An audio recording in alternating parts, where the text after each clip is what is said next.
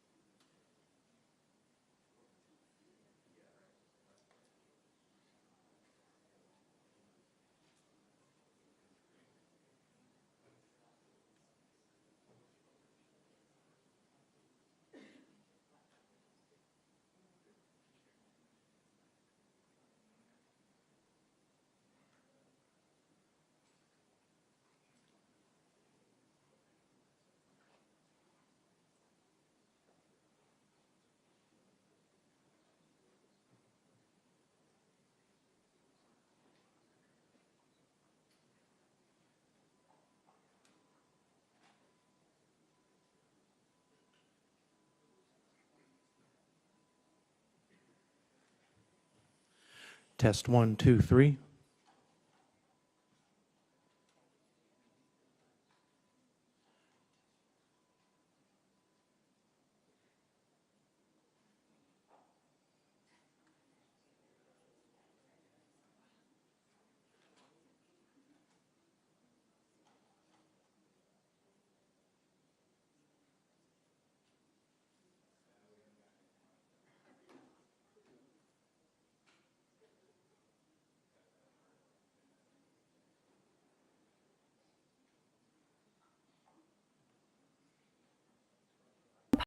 Picasso, but it also sheds light on a lesser-known artist, but it's a name you've probably heard a lot here in Charlotte, Romare Bearden. Yes, sure. He has an uptown park named after him, but Larry Sprinkle shows us how the Picasso event also pays tribute to the Charlotte-born Bearden. Romare Bearden isn't just a well-known park in the Queen City. Bearden was a creative and influential artist who was born near what is now Uptown. And though he traveled all over the United States and the world and made a name for himself, he still means a lot to the Mint Museum and to the city of Charlotte. So the museum decided it would be great to highlight his work and show how much Bearden was greatly influenced by Picasso. We knew we had a Picasso show coming. We knew we were going to be the only East Coast venue. We thought, how can, all these people be coming in? How can we really spotlight Bearden even more? And so we decided to organize this exhibition which explores their relationship. Romare Bearden, who was African American, was a student of Picasso and other modern artists. And Picasso's impact on Bearden was profound. You can see that in the artwork. So you'll see a number of Beardens you haven't seen. We brought in Beardens from private and public collections across the country, along with a couple of more Picassos, so that people can really see that relationship in person. The exhibition gives Charlotteans the chance to learn more about their own culture and history. If you didn't know Romare Bearden was from Charlotte, he really is one of the most significant American artists of the second half of the 20th century. He kind of reinvigorated the medium of collage. A lot of his work looks back on his ties to the South. This is the first show to explore the relationship between these two amazing artists. It's called Rhythms and Reverberations, and it's just one part of the bigger Picasso exhibition, which has proven to be very popular. Our Picasso Landscapes Out of Bounds show, it's drawing in people. Really busy on the weekend, so I would say if you want to come see it, definitely come midweek if you can. In Uptown, I'm Larry Sprinkle, WCNC Charlotte.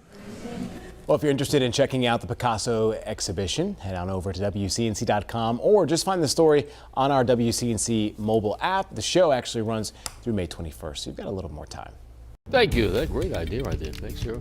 Let's take a look. View from all four of our cameras. It is a clear sky morning all across the area. With us, clear skies, some chilly temperatures out there. So kind of a frosty start, but a nice warm up as we head towards later in the day. In fact, by 9 this morning, the upper 40s near 60 at 11 a.m. and right in the middle of the afternoon, sunshine, blue skies, sunny, and low 70s today. Tomorrow, even warmer. Here's that preview for tomorrow. We're around 11 a.m. in the upper 60s, mid to upper 70s in the middle of the afternoon tomorrow. So a nice steady warm up in our temperatures as we get towards the end of the week. We may be close to 80 degrees. Scan the skies. No rain, no storms, no issues out there. Big expanse of high pressure.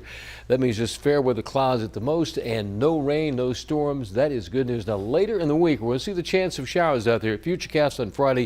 Showers move in. I think Friday pretty much a washout day. Periods of rain on and off throughout the day, right through the evening. Saturday, not a complete washout, but we could still see a few showers on Saturday and then more of the same on Sunday. I think the difference Sunday, maybe a couple of thunderstorms that pop up around the area. Popping on that forecast pollen count. Yep, it's up there again. High pollen count today, tomorrow, and again on Thursday. If we put Friday in there, we'll back that off considerably with that chance of rain to limit the amount of pollen out there. Temperature-wise, our average high this time of the year, 72 degrees. Above that today, even warmer tomorrow. Thursday, there may be a couple spots close to 80, and then there you go with the chance of rain. Going to back the temperatures off on Friday. Now, unlike last weekend, this could be a pretty warm weekend. Mid to upper 70s on Saturday. We could be close to 80 on Sunday afternoon. Check out those high temperatures today, right around 73 up in Iredell County at Statesville, North Carolina. About the same at Rock Hill. Cool spots in the mid-50s. Still pretty nice up there in the high country, and we'll be in the low 70s across the Charlotte metro area today. Check that Guy Roofing 7-day forecast. Here we go tomorrow. There you go at 76, 79 on Thursday, and then Friday a rainy day and a little bit cooler, but a nice warm up on Saturday. High right around 79 degrees. Rain and a few storms on Sunday. Starting next week with temperatures above average, we'll be in the mid 70s. WCNC Charlotte. Weather is a kind of science that you get to see and experience every day. And I think some people don't even realize how much it affects them. That weather has a huge impact on how it threatens your family, your livelihood, or your home. So I think it really is one of those defining things we do that really affects everybody in our community. See the difference. That process of giving you a warning ahead of time and keeping you and your family safe is really important to me because I live here too. It's my family, it's my friends, it's my neighbors. New at 6. In life, sometimes we have setbacks, and for a Charlotte family, the word cancer changed their lives forever. But tonight, 9-year-old Cameron is doing well, and thanks to Make-A-Wish, he was able to make a once-in-a-lifetime trip, reliving his favorite movie. WCNC Charlotte anchor Sarah French takes us along for the ride. Cameron was a totally healthy kid. Cameron's parents, Robert and Clary Gray, say they received the shock of a lifetime when their son turned 7. He started getting very bad headaches that we couldn't find the cause of. And we eventually found that he had a brain tumor. While Cameron had the tumor removed successfully here in Charlotte, his tumor was the kind that spreads. Luckily, Cameron fit into a trial at St. Jude Children's Research Hospital in Memphis. Cameron had to receive 2 months of radiation and 7 months of chemotherapy before returning home. And that's where Make-A-Wish stepped in, just in time for the 1-year anniversary of Cameron returning home. I picked to do What They Did in Home Alone 2 because it's my favorite movie. And Cameron wanted to do exactly what they did in the movie. So in the movie, Kevin McAllister gets a limo ride with cheese pizza. And so we got a limo ride, and we had the cheese pizza in it. And we went to FAO Schwartz also. All the kids come into a store and play with all his toys. This is a really fun part. We went and got a Sunday bar. We stayed at the Plaza Hotel where they stayed at in the movie. This is a vacation. It was beyond magical. There were some good, happy tears, for sure. I'd like to kind of think that all the hardship that we went through made us stronger as a family. And I think it's true. And it's not like it's magically easier once you get back. Cancer's gone and treatment's over and you're back in school, but it's a journey and we're all stronger for it, don't you think? Yeah. The family says Cameron is doing well. He's finished with his treatments and there's no evidence of cancer. And they are just so thankful to Make-A-Wish for giving their family an unforgettable trip with memories they will cherish forever. For WCNC Charlotte, I'm Sarah French. Time now to connect the dots and we make the news make sense. April is Autism Awareness Month and researchers are working around the clock to find ways to help out kids with developmental disability. And now researchers right here in North Carolina say signs of autism could be hiding in plain sight. Simple health records could help doctors detect autism sooner. Let's connect the dots. Duke University researchers are using a new tool helping predict autism within 1 month after a child is born. It involves using routine medical information, all found in a child's electronic health records. Out of a study of more than 45,000 kids, researchers were able to put together an algorithm looking at trends and patterns in healthcare. It included how often a child visits doctors for brain, stomach, and sleeping issues, often early signs of autism. And researchers say screening health records in combination of talking with parents and doctors was very successful. Just days after being born, the technology is able to identify nearly half of autistic children, with the hope that earlier detection of autism can lead families to get early access to support and services. And that's connecting the dots.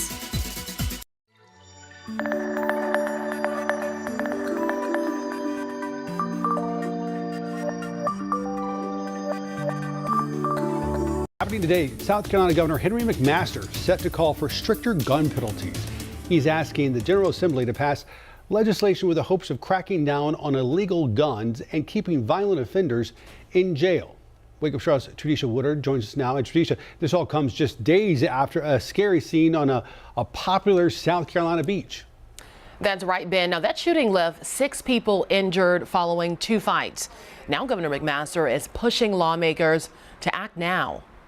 Today, Governor Henry McMaster and other local officials will meet in efforts of combating gun violence. Now, I've been working on gun violence for a number of years since I was a state lawmaker, and I've tried to bridge the divide between the left and the right to find real hardened solutions. This comes days after 6 people were shot Friday afternoon on Isle of Palms during Senior Skip Day, with a 16-year-old and an 18-year-old now facing charges. In March, a bill passed South Carolina House of Representatives, which penalizes people who are out on bond if they commit an additional crime. Now, McMaster is using the recent violence to encourage lawmakers to approve that bill. I'm looking for common sense measures to strengthen our background checks, to strengthen the criminal data that we have. And the meeting is set to take place in Columbia at 11 o'clock this morning. We'll be sure to tune in and bring you the latest updates on air and online. Sarah. Right now, the battle over abortion access continues. Dueling decisions about the legality of a commonly used abortion pill have courts split, and that fight could ultimately go to the Supreme Court. Elected officials in favor of abortion rights now vowing to protect access to this drug. NBC's Alice Barr has the latest from Washington. A standoff. Blue Cross NC is treating the causes behind complexity and cost, because we know that when healthcare doesn't cost so much. Thank you all for joining us. Yesterday was an incredibly difficult day for all of us in Louisville. I want to start by saying thanks again to everyone who pulled together to get through yesterday and to continue on today.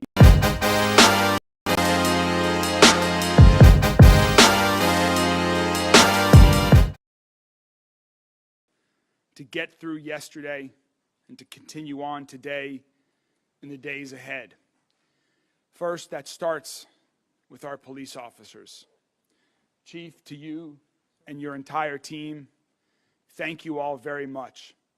In particular, thank you to Officer Wilt, Officer Galloway, who were 2 of the first officers to arrive on the scene to confront the assailant and to save lives.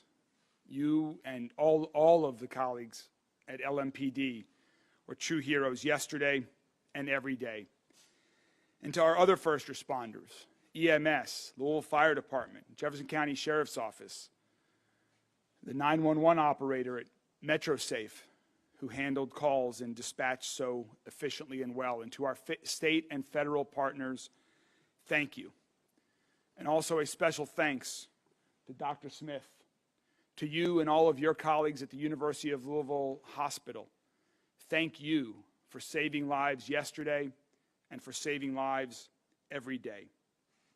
I also want to acknowledge the rest of our Metro government team who dealt with the challenges, adapted to the circumstances, and did what was asked of them yesterday to help others in our community. Thank you for embodying the best of public service. As we talk about what's happened since yesterday, I have to acknowledge the painful fact that this awful act of violence at Old National yesterday has taken another life. Late yesterday, we learned that Deanna Eckert passed. She was 57 years old. She was an employee of Old National Bank. I knew Deanna also. Deanna was a very kind and a very thoughtful person. She was a wonderful woman who will be missed. Her death means another family in mourning and adds yet another layer of tragedy to this moment. I want to briefly read a statement from Old National Bank CEO Jim Ryan, who has asked me to read this on behalf of him and his colleagues at Old National. Quote, "There are no words to adequately describe the sadness and devastation that our Old National family is experiencing as we grieve the tragic loss of our team members and pray for the recovery of all those who were injured. Obviously, this is an incredibly difficult situation, and our entire focus is on making sure that everyone affected has the support and assistance they need.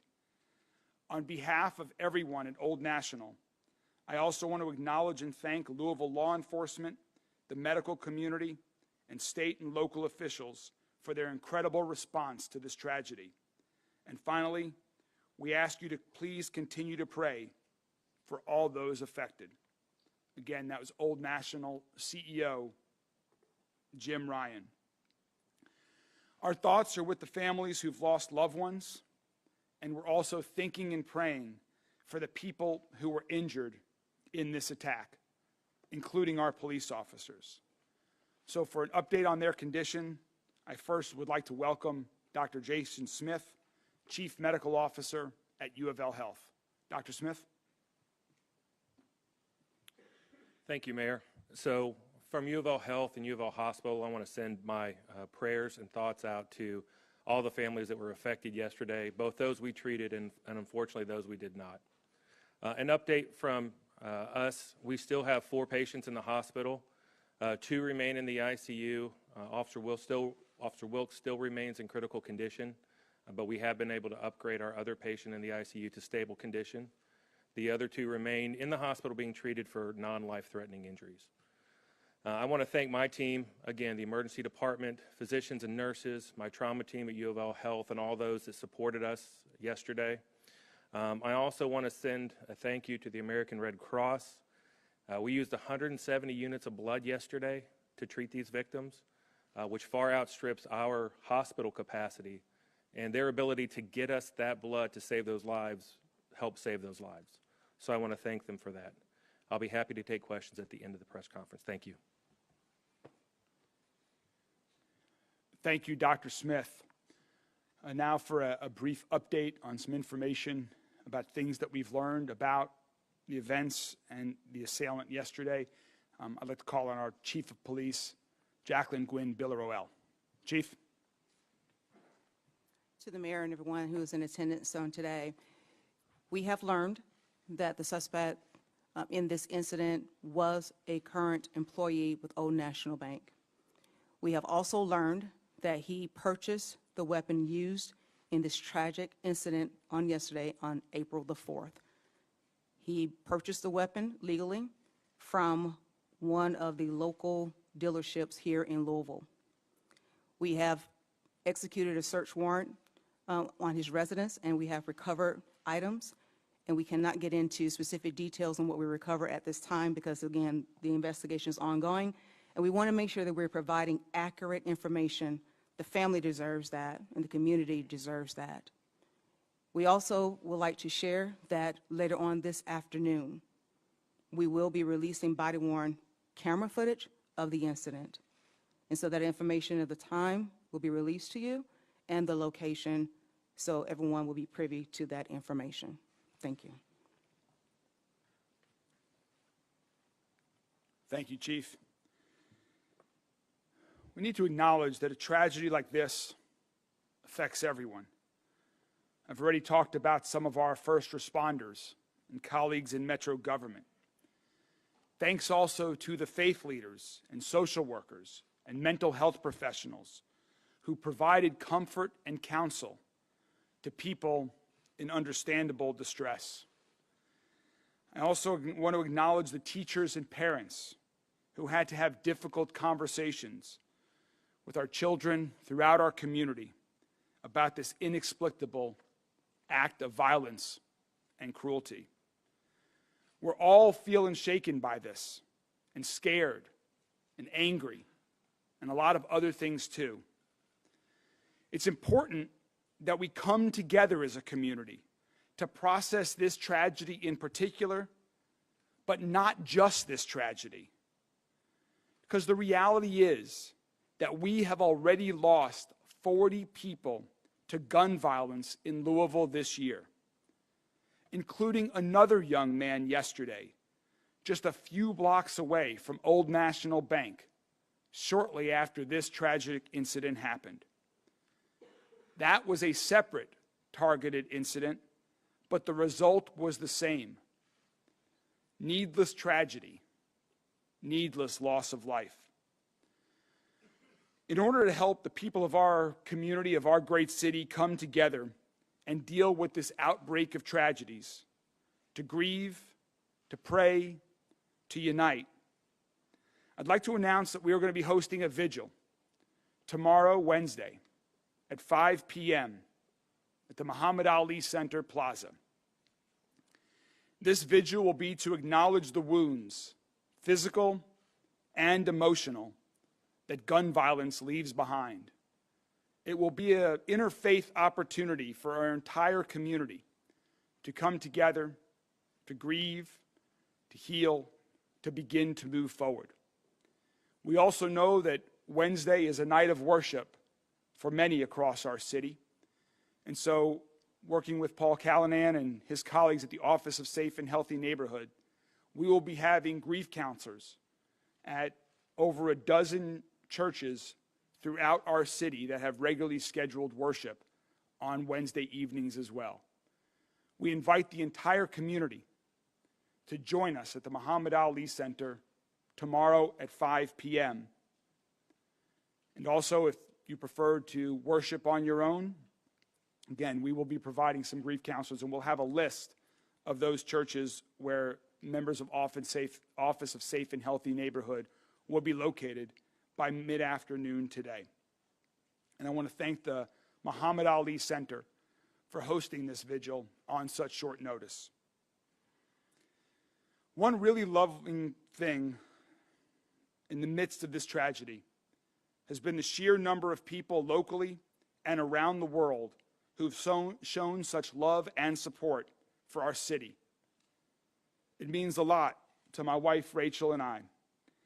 We are deeply grateful on behalf of everyone in Louisville for those who have reached out from beyond and within our city borders. There are so many people who want to do something, who have offered to help, who see this nightmare unfold and want to make it better somehow. We love and appreciate that so much. For those of you who are looking to take action right now, to show your support for the first responders who are trying to save lives, and for the victims of gun violence, one great way to do that is to donate blood. According to Johns Hopkins University, gunshot wounds require much more blood than other types of injuries. You just heard Dr. Smith talk about the amount of blood that was needed and used yesterday. He mentioned his thanks to the Red Cross. We're very thankful to the American Red Cross, so we encourage people to make an appointment to donate at redcrossblood.org. That's redcrossblood.org. We encourage everyone to donate blood, and if you can't, there are other ways to support the American Red Cross with donations or your time. So next, I'd like to call up Steve Cunanan, who's CEO of the Louisville Red Cross. Steve? Thank you. Our thoughts and our deepest sympathies are with the people of Louisville and those that have been impacted by Monday's tragic shooting. At the request of local emergency management, on Monday, the American Red Cross Louisville area chapter and its volunteers helped support a family reunification center. The Red Cross continues to work with local authorities and their community partners and is helping to provide aid and assistance to those people affected by this tragedy.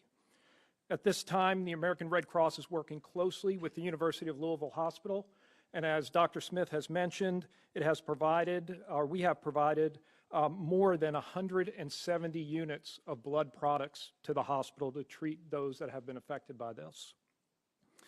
The Red Cross stands ready to provide additional blood and blood products upon the request. And as the mayor has mentioned, volunteer blood donors are needed each and every day to help save lives. This tragedy illustrates that it's the blood that's already on hand and on the shelves that helps during an emergency.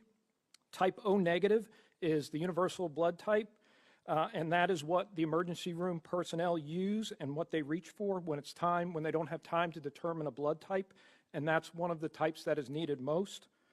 The American Red Cross is grateful to all those donors who generously give blood throughout this country. Thank you.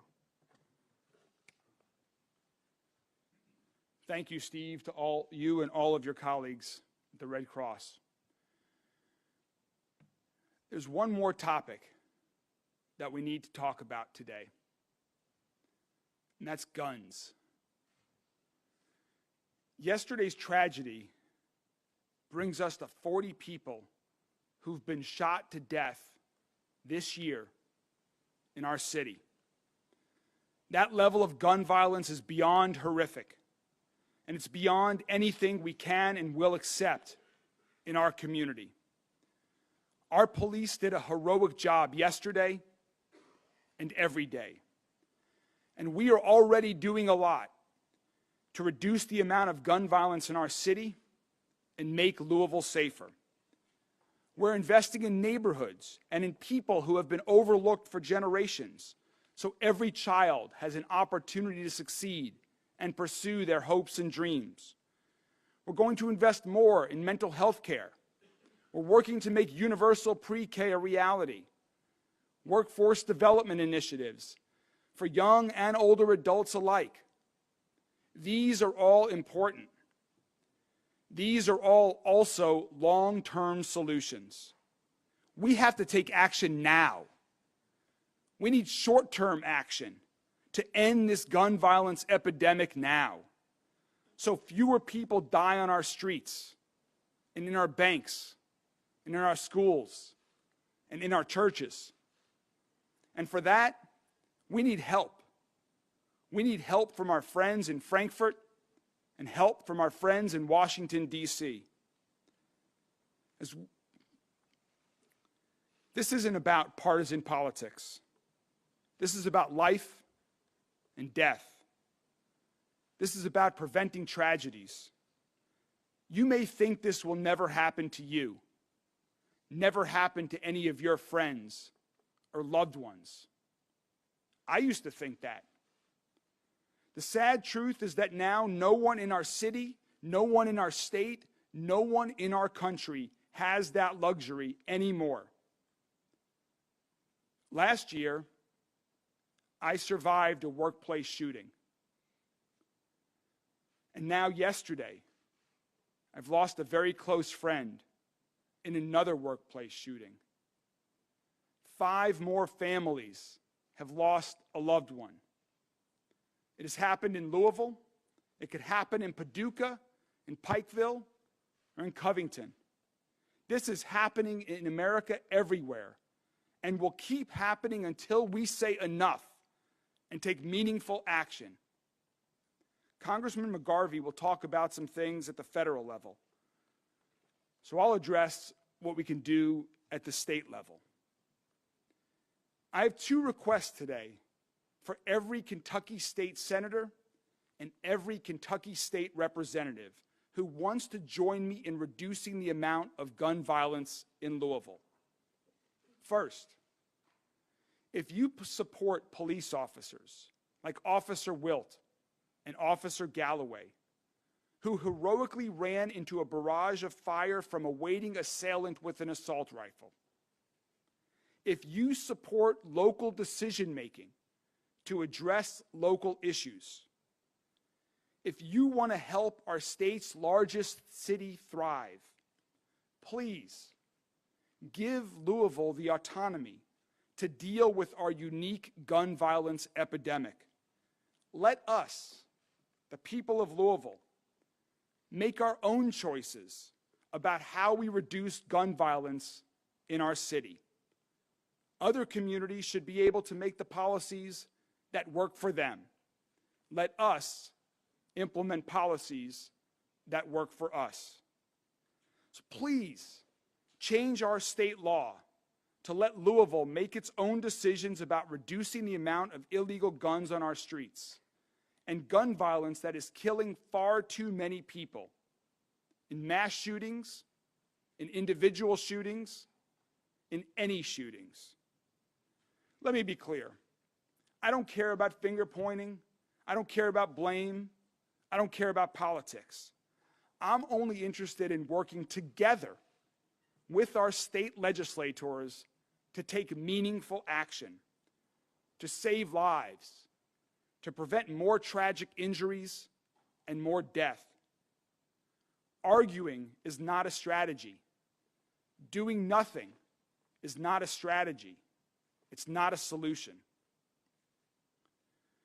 The second thing, and to those in the national media that are joining us here today, this may be even more shocking than it is to those of us locally who know this and are dealing with this.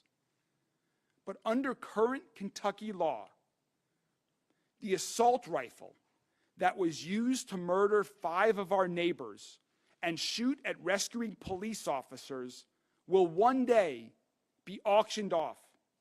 Think about that. That murder weapon will be back on the streets one day under Kentucky's current law. My administration has already taken action to remove the firing pin before turning confiscated guns over to the state, because that's all that the current law allows us to do. That's not enough. It's time to change this law and let us destroy illegal guns and destroy the guns that have been used to kill our friends and kill our neighbors. I know every member of the state legislature, like everyone else in our state and in our country, is horrified by what we saw yesterday, by what we see in other cities around the country. None of us wants this to happen again. None of us wants this to happen in our neighborhood. But it will keep happening. That's why we have to do more than what we've already done. Let's change the state laws that would make me a criminal for trying too hard to stop the real evil criminals who are taking other people's lives and who are eager to make a spectacle of mass murder. The laws we have now are enabling violence and murder. It's time to change those laws to save lives and keep our people safe. To those in the Kentucky State Legislature, let's work together. I look forward to working with you on this. Now, I'd like to welcome Congressman Morgan McGarvey.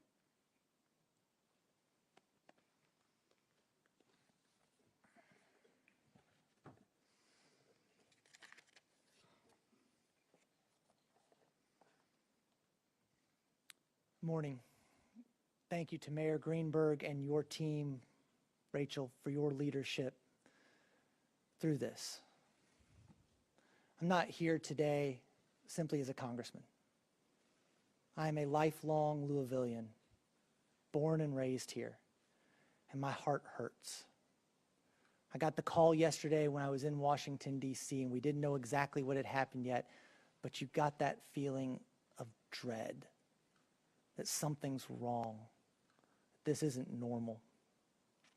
And then more information starts coming out. And the heartbreak begins. And the names start coming out. And we know them. And they're friends. Because this is Louisville. Louisville, Kentucky. The biggest small town in America. We call it Louis Village because really and truly everybody knows everybody.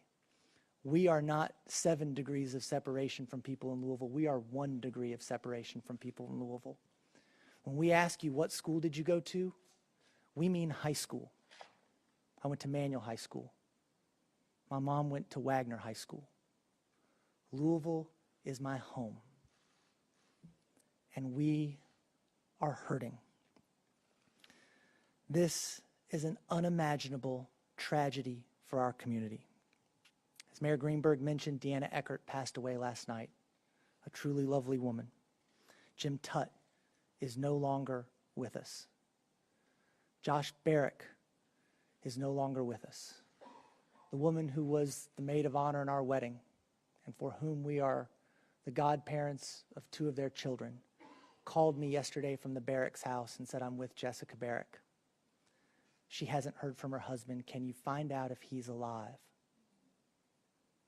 I called LMPD, and as they did everything yesterday, were quick in their response. I had to call back and say, I cannot confirm anything, but he is not on the list of survivors. And she had to tell their 2 small children that their father would never come home from work. Juliana Farmer is no longer with us. Tommy Elliott, my friend, is no longer with us. Because it's Louisville, I didn't just know Tommy, I knew Tommy well. His wife even worked with my wife for a time at a company here in town. Their lives have been forever changed. The people who knew them are forever changed. Our community is forever changed.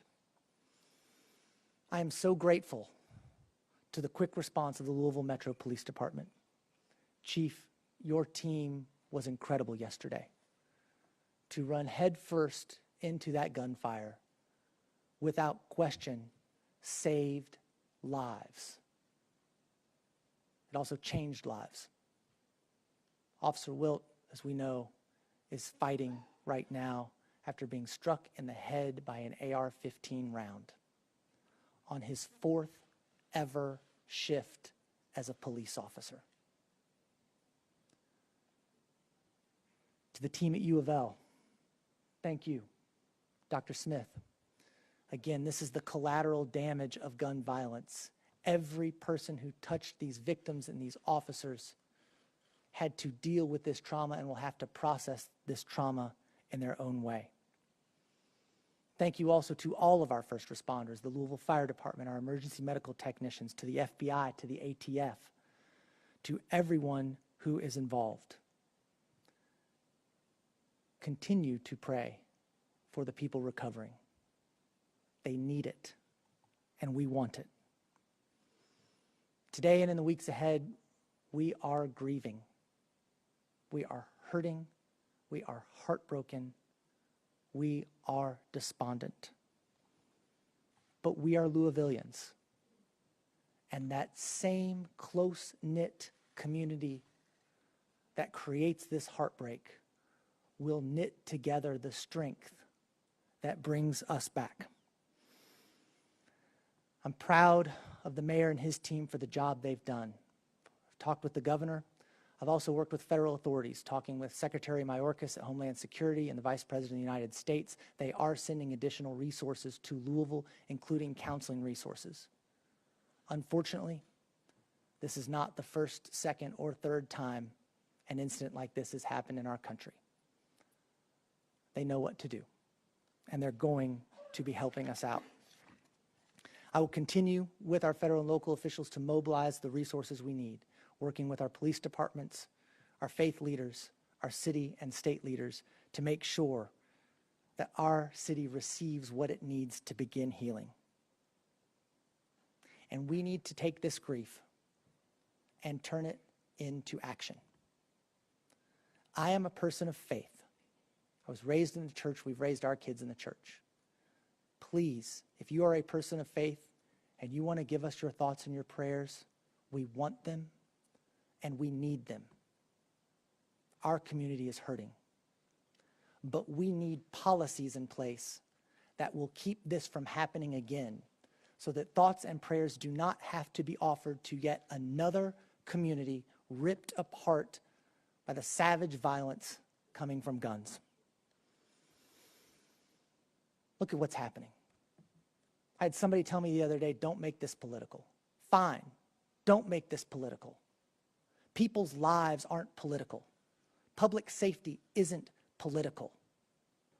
Put those policies in place that put people first.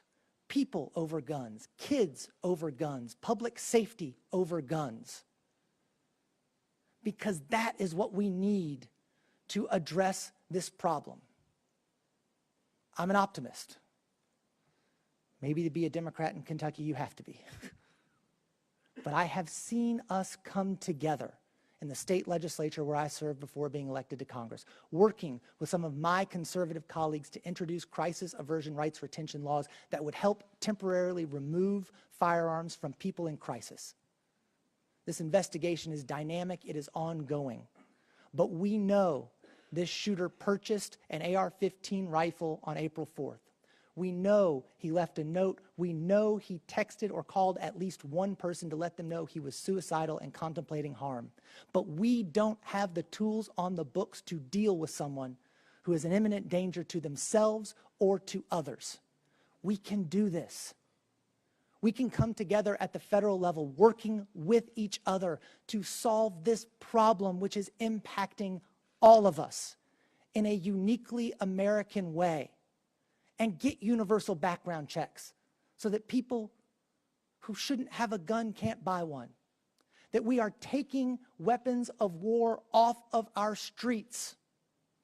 That we are helping people who are in crisis. That is not a political issue, but it becomes one when Kentucky Republicans would rather ban books and pronouns and then make Kentucky a sanctuary state for weapons. We are hurting. And no matter what policy we pass, no, it will not bring back these people. This will not bring back our friends, our neighbors, and our loved ones. We will continue to get the resources for our community that we need. And we will continue to work to make sure that we have the policies in place that keep other families, other loved ones, other kids from going through this tragedy again.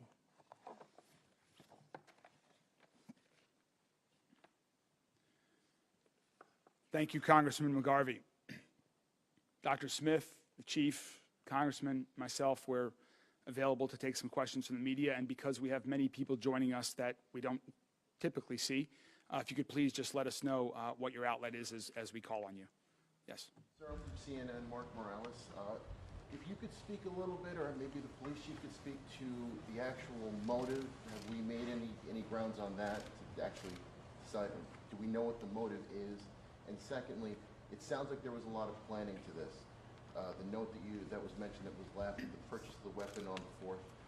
Can we get some more details about that and what the level of planning was for this? The chief might have some other things to add. I don't believe we have any other information to provide at this point. As the chief mentioned earlier, we have been able to confirm that he was a current employee of the bank and when he purchased the weapon. But chief, do we have anything? There's nothing else further at this time, but we do know that this was targeted. He knew those individuals, of course, because he worked there. And the evil that was played out on yesterday, taking those lives and injuring so many others, just truly unfortunate. But again, the investigation is ongoing, and whatever we uncover, it will actually be revealed to everyone.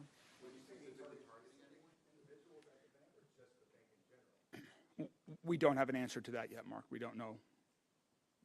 We just know what the results are, and we will certainly continue that as part of the investigation. Can you speak procedurally about what comes next? We know that LMPD standard protocol, when officers fire their weapons, there has to be an investigation. Can you give us a timeline for what that looks like? Who will be conducting the investigation? When will we know how many officers fired shots? Things of that nature. Yes, and I have my colleagues here who have been done an extraordinary work in helping me on yesterday.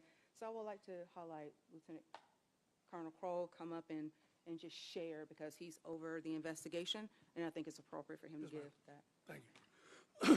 So at this point, because of the complexity of the scene, we made the determination yesterday to segment the internal shooting where between the shooter and the employees to a homicide investigation, and then the public integrity unit will be the external shooting incident, which was between the suspect and the officers. So there's two separate investigations going. Louisville Metro Police will be handling the public integrity unit and the homicide investigation. We discussed it with KSP yesterday and determined that was the appropriate route for us to keep it within our own structure there. As far as number of rounds or any specific information, it's going to be quite some time before we're going to share any kind of specifics that would, taint the investigation one way or another. Yes, ma'am. As I think we've said multiple times, it was an AR-15. Yes, sir. Yes, ma'am. Adrian Broadus from CNN, and my question is for Dr. Smith. Thank you first to all of you for being here. Can you just share with us what is on your heart and what that process was like for you and your team who had to operate on Officer Rhodes, and how long did the surgery take? Sure. Well, I won't get into too many specifics about the patients we're currently caring for. We did operate on 3 of them yesterday that required emergency operations. My team were absolute professionals. We trained for this. It's very difficult to be able to process what's going on during that time. And so the training that we do with our emergency department nurses and physicians, our surgical services, our trauma teams, the blood bank, all of that makes a huge difference in being able to save those lives because we have to act quickly. But I'll be honest, caring for 3 shooting victims, plus the other that came in, is not an infrequent day for us. And the events surrounding this made this obviously much more difficult. But to be honest with you, we barely had to adjust our operating room schedule to be able to do this. That's how frequent we are having to deal with gun violence in our community. I'll tell you personally, I'm weary. I've been in Louisville for 15 years, all of it at University Hospital. For 15 years, I've cared for victims of violence and gunshot wounds. And people say I'm tired, but I'll be answered. It's more than tired. I'm weary. There's only so many times you can walk into a room and tell someone they're not coming home tomorrow. And it just breaks your heart. When you hear someone screaming, "Mommy," or "Daddy," it just becomes too hard day in and day out to be able to do that. Now, my team is fantastic. They're absolute professionals and they're wonderful. But sooner or later, it catches up to everybody. You just can't keep doing what we're doing because you just can't keep seeing these lives lost. You can't keep seeing all the people with these horrific injuries coming through the door without doing something to try and help them. And I don't know what the answers are. I'm a doctor. I don't know what the answers are. But to everyone who helps make policy, both at state, city, federal, I would simply ask you to do something. Because doing nothing, which is what we've been doing, is not working. We have to do something because this is just getting out of hand across our city and across this great nation of ours. Sorry.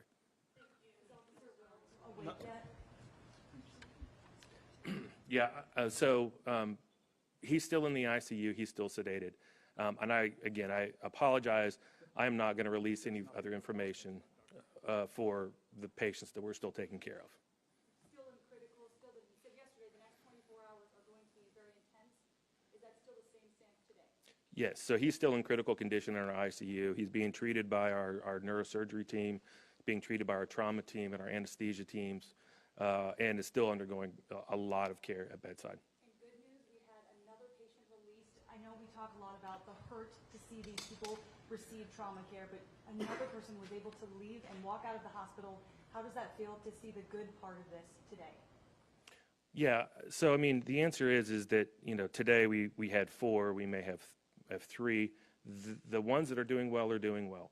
And I think, the work that we do with the physicians and the nurses at the hospital is just, it's unbelievable sometimes the people that we're able to save these days. We have partners like the Red Cross that can get us, 170 units of blood in a 8-hour period of time. It's just the coordination of the city, of the healthcare system, and of the hospital is outstanding to be able to say that those patients are going home. Was there armed security at the bank, and can you talk about any steps that people inside the bank may have taken that might have saved lives, or that they might have taken that are like the right thing to do if any of us are ever in that situation? Yeah, I'll call on the chief or someone from LMPD to talk about precautions to take if this ever happens to you and you find yourself in a similar situation. I don't think we have the information yet on whether there were armed guards within the bank. We don't have any evidence that there was, but we have not yet confirmed that. Chief, you or someone else from LMPD? Deputy Chief Hall, offer? Want to talk about some precautions? Like you said, we have no information about any armed security that was at the bank, but in these situations, it's very simple. We teach people run, hide, fight, right? I can say that we do know that people saved their own lives yesterday. when they heard the gunshots, and they either run or hid, and they got out of the danger area, and we are grateful for that. So run, hide, fight. Get out of the area. If you cannot get out of the area, hide. If you cannot hide safely, fight. Do not think that you do not have the capacity to fight back and save your life. When it comes down to it, that's the only choice you have, and you better fight like your life depends on it, because you have to. So run, hide, or fight. Inside at the time, and was this all confined to one room, the shooting? We don't have an exact number of people who were in the building or in the shooting yet. The shooting took place on the first floor, which is slightly elevated from the sidewalk because of the grade there. There were other people in the buildings. LMPD did clear the entire building in a very safe and rapid manner, so there were many other people in the building. We don't have those exact numbers yet. Yes, Question for the chief regarding Officer Wilt. Officer Galloway was also mentioned. First of all, is that his field training officer? That is correct. Obviously, as we heard, this was his fourth shift on the job. Is it accurate to say he still did not hesitate? He did not hesitate. At all? At all. He was with his field training officer, and he did not hesitate. I'm just truly proud of the heroic actions of those two officers and everybody else that responded. They went towards danger in order to save and preserve life. And that's what you saw on yesterday. They stopped the threat so other lives could be saved. And so no hesitation, and they did what they were called to do. And how do you, as we've heard from Dr. Smith, being weary about his staff having to treat gunshot victims over and over, are you weary about your officers having to run into these deadly circumstances frequently? I'm not wary at this point as to what my officers are going to do because they've been standing up. They're still engaged. They're still serving the city. I'm weary that we're dealing with the violence, but I'm not weary that my officers are going to lay down and stop doing what they are told and trained to do. And they looked at me and they were truly amazed at how everybody came together. And one of the questions I asked them on yesterday, I said, if we don't go, who will? And they all nodded that they're going. And so we'll continue to go because the citizens of this great city depends on us. And so I'm just really proud of the resiliency of LMPD. The men and women of this great city is showing up and they're serving, and I appreciate them, and I appreciate the community support for our department. One question here, and then we'll go over. One second, Isaiah. We'll get this question, and then we'll come over to you guys. I appreciate it. Maggie Vespa with NBC News, and thank you all for this update and for how communicative you've been throughout this. This is also for the chief. First, can you just confirm, was Officer Galloway the other officer shot during Yes, ma'am, he was grazed in the left side. I appreciate it. And what was his first name? What is his first name? I'm sorry. Corey. Corey? Yes. Thank you. Can you also speak to any potential history of red flags that may have existed with the suspect? We've heard about a note. We've heard about a possible voicemail via dispatch audio. I assume you've spoken to his family at this point. And we've heard about a possible history of mental health issues. So just any kind of context you can give about what may have led up to this, what you know now. Again, it's still ongoing, and we're just trying to piece everything together and just truly unfold everything. But again, once we do have it all, you'll be able to receive that information in its totality and with accuracy, because that's important. So right now, we're just still at the beginning stages, and I know we want more, but we're right here, and just the family deserves for us to get this right and continue to do the right way. Of a note, I apologize. Is that something, Sorry? an existence of a note? I don't want to confirm that just yet. The confirmation of a note.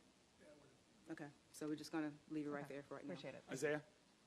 Mayor, you share a relationship with many folks who work in that building. We have heard reports saying that the shooter was given notice of his termination of work there. Can you confirm that? That is not, from what I have been told from an official at the bank, that is not accurate. The shooter was a current employee of the bank. Not to my knowledge. I don't believe that is correct. I don't believe that is correct. You laid out a number of things that your administration has done thus far, but you also issued a plea to the state legislature for two laws specifically that you would like to see them change or it change. With that said, do you feel at this point that your administration or this government has done all it can to address the gun violence issue, and now the state legislature is essentially the only agency that can come in and change these laws to allow you to go further? We're going to continue to keep trying. We've been doing a lot. We've started to do things that had not been previously done, both in terms of short-term action with respect to reducing the amount of illegal guns on our street and long-term investments in people and neighborhoods. And we're going to keep trying. We're working with our partners on the Metro Council, who I know are very supportive of a lot of what we're talking about here, because like me, they care about our city today and they care about our city tomorrow. But one way we can do more is with the help of the state legislators. And that's why I'm reaching out to all of them today, and will continue in the days and weeks and months ahead, is to help us, give us more tools in our toolbox to address this unique gun violence epidemic that we have in Louisville in a way that the members of the Metro Council and our administration and the people of Louisville feel is most appropriate to keep our city safe. Do you want to see a special session? I'm not calling for a special session at this time. I want to have conversations. I want to work on a plan, and I want to work on getting that implemented as fast as possible, and we can figure out those details later. I have a question for Dr. Smith. We were told about the 170 plus units of blood that was used yesterday. A lot of people have been asking how can they help. Speak about just something as simple as giving blood and how that can help you all with your operations right now, because there are other patients outside of this casualty, this unfortunate situation that happened yesterday that may need it in your operations. Yeah, there are always other patients, is the simple answer to that. When we appreciate everyone getting out, but donating blood now helps us in the future. And the lives that were saved yesterday were because of the American Red Cross and the blood they had on the shelves and the blood that they provided us. So going now to donate and continuing to donate is what's going to make a difference for the patients that are coming through the doors tomorrow, today, a week from now, a month from now. It's not just enough to go once, because the blood is a finite resource. It lasts a finite period of time. It needs a continual effort from all those in the community to help supply the blood products needed to care for those that are victims of violence, of trauma, of car accidents. And I think that is really the message to get out, is give blood and continue to do that. What were the names of the other two officers who were injured, other than Officer Wilk? One was Officer Galloway that we were talking about, and the third was? And that's correct. We had just another officer that was just had a bruise on the left. It was not the result of a gunshot. The third officer was injured in the response, but not as the result of a gunshot. Tara? 2 lens alerts were issued this morning for Dow Chemical and Eckerd America emergency testing. I wondered if that was in response to what happened yesterday, or if these are standard tests that are done. I'm not aware of anything in relation to that, so I don't have any information on that. Yes, ma'am. In the blue.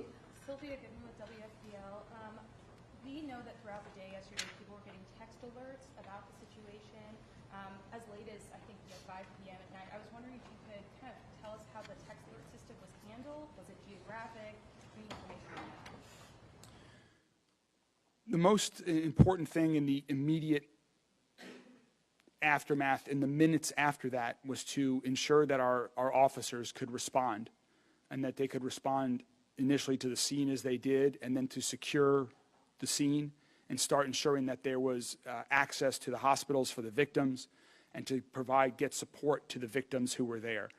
That was the immediate focus, and so shortly after the shooting, an alert was sent out to encourage people to avoid that area. I understand that was well after the situation. The immediate danger had been addressed and neutralized, but we still wanted to keep people away from that officer.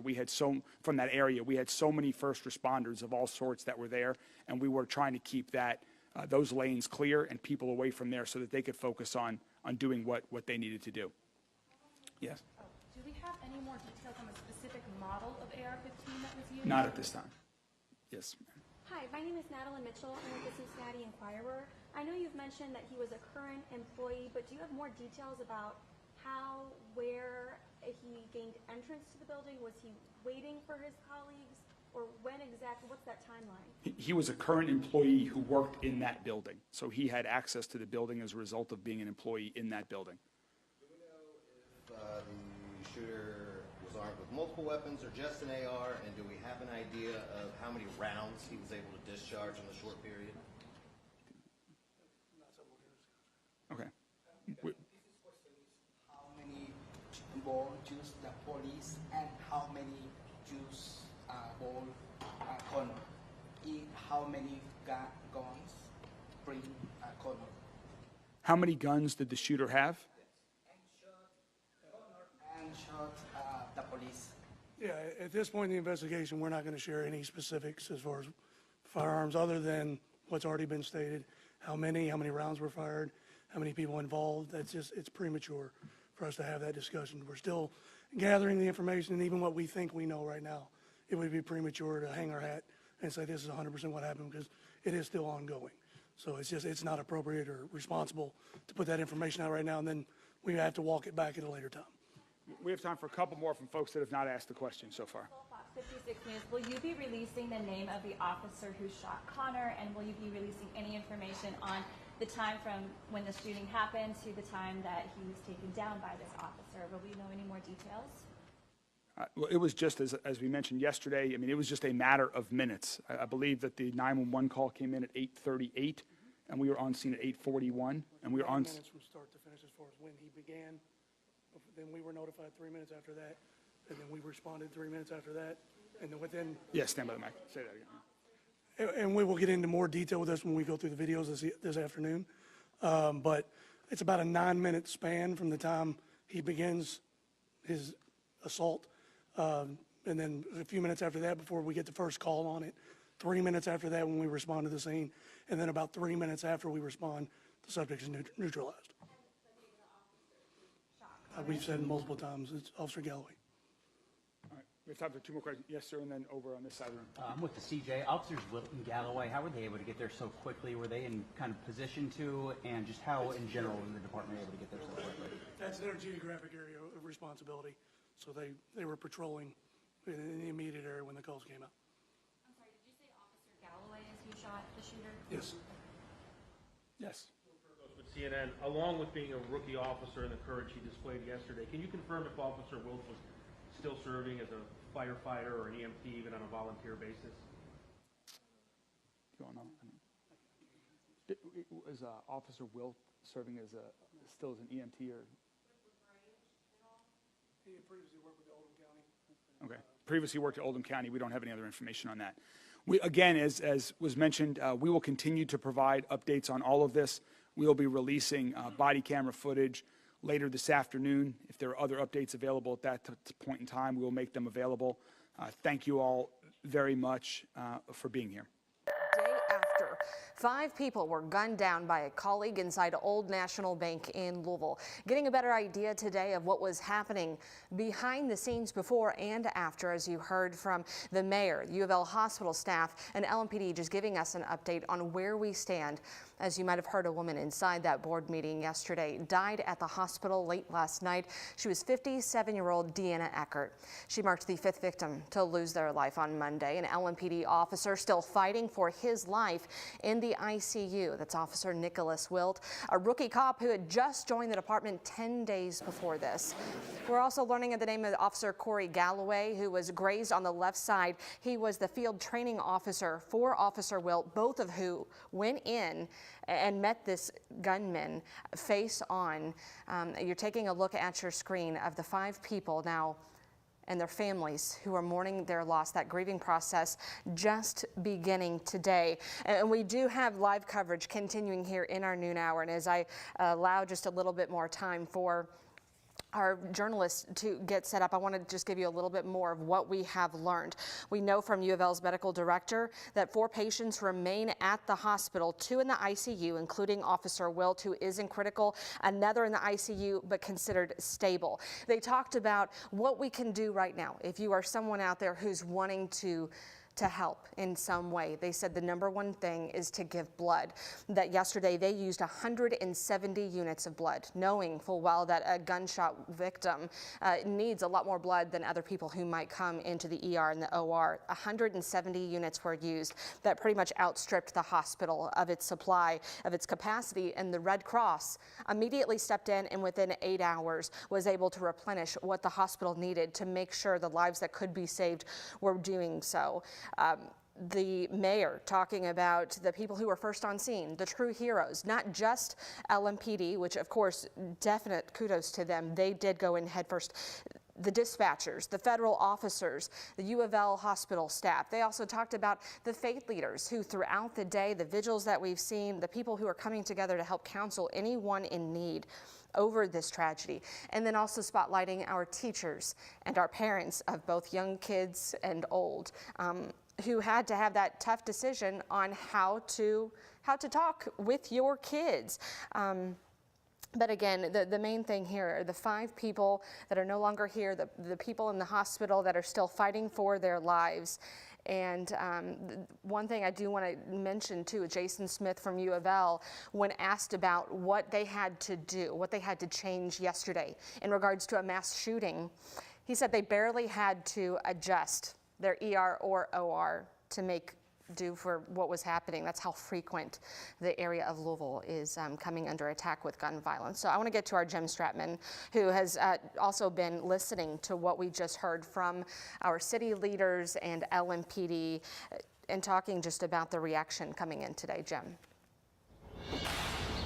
Yeah, that's right, Brooke. Obviously, a lot of reaction going on at the conference right there.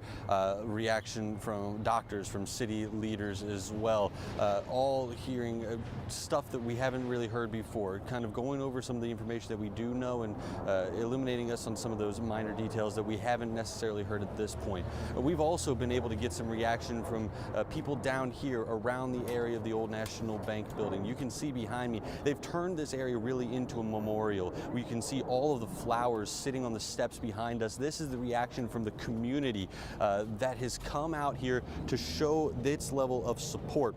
And really, what I've noticed throughout the morning is there's been a sort of reverence to that area, those steps right there. I mean, this is a very busy section. You can hear the hum of cars going past as the morning is continued. And there are cameras, don't be mistaken, there are cameras lining the corner around here. But that area right there has been protected as to some semblance of giving some sort of peace and space to the people who want to come here to pay their respects. And so far we have seen a number of people coming out here. A few of them have been able to go inside the bank. However, the bank has placed security up on top of those steps since really early this morning to make sure that nobody is getting inside that's not allowed in there. But as I mentioned, those steps have been a place for people to be able to come and pay their respects and bring flowers or drop notes, really serving as a memorial of sorts to honor the dead and the injured. In fact, just about an hour ago, our photojournalist and I, Nelson Reyes,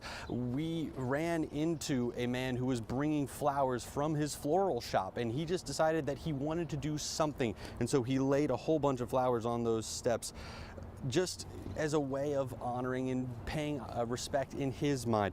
We've also been able to speak with officials over at the Louisville Ballet who are right next door. They went into lockdown during that shooting yesterday. Officials there did tell us that many of their employees do business at Old National Bank, and what happened yesterday really does strike close to home for a lot of them. One of our studios is all glass, and the window looks directly into the Old National space. And every time we pull in the parking lot, you know, we look directly to Old National, and so it will take a long time for our staff to heal from this, for our community to heal from this. Now, officials with the ballet say that they will be bringing out a social worker to speak with employees about how to process all of this, and also laying out some of the resources that will be available to them. That'll be happening a little bit later on today. And as the chief executive there, Leslie Smart, just told you, I mean, this is going to be something that takes a long time for them to heal. It's going to take a long time for everyone here in Louisville to be able to heal. I mean, this is not going to be the end of the grieving or the healing process. For a lot of people, the healing process won't start for a number of days still. That's just the reality that we face here. But for a lot of people, being able to show some kind of respect and some reverence, as we've seen with this makeshift memorial happening out here at Old National Bank, that is the first step, and that's something that we expect to see more of as the day continues. For now, Brooke, I'll toss it back to you in studio. Jim, thank you so much. Okay, we do have a lot more coming up with our Isaiah Kim Martinez and our Eric King, who are in that building right now at Metro Hall after just hearing all the details, still asking a couple of questions even after that news conference happened. We will come back with them in just a couple minutes. We'll see you then.